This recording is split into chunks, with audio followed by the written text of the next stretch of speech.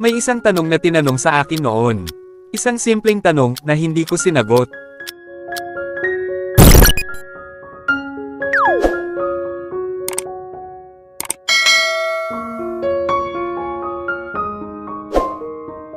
Akala ko, marami pa akong oras.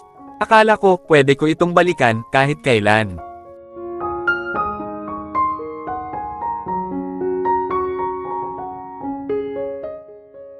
Pwede ba kitang makausap kahit sandali lang?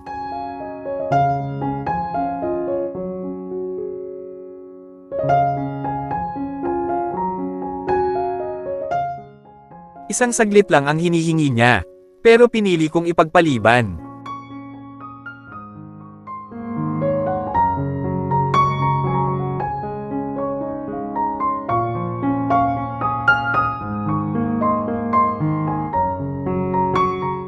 Hanggang sa naging normal na ang hindi ko pagsagot.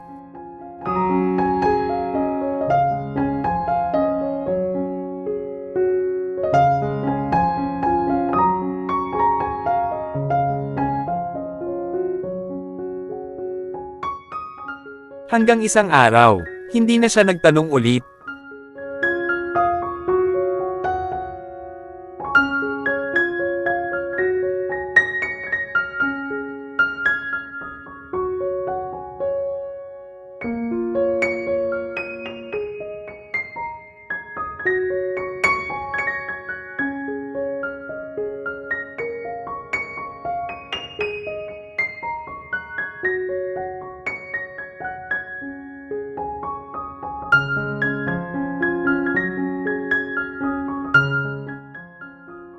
Huli ko nang makita ang lumang mensahe na nagsasabing, "Gusto ko lang malaman kung mahalaga pa ba ako sa'yo." Yun lang pala ang gusto niyang marinig. Isang sagot na hindi ko naibigay.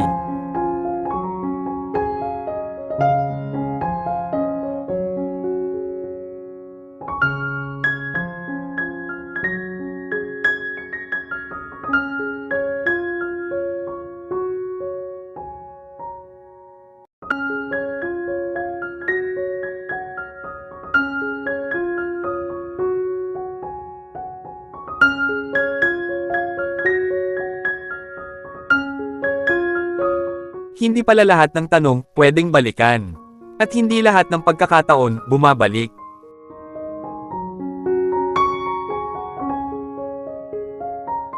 Kung may taong nagtatanong sa'yo ngayon, huwag mo silang hayaang maghintay.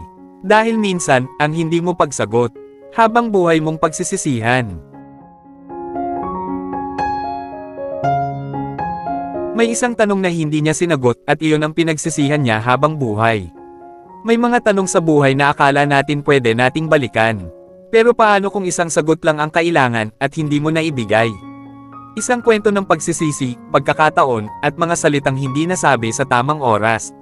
Kung may taong mahalaga sa'yo ngayon, huwag mong hintaying maging huli ang lahat.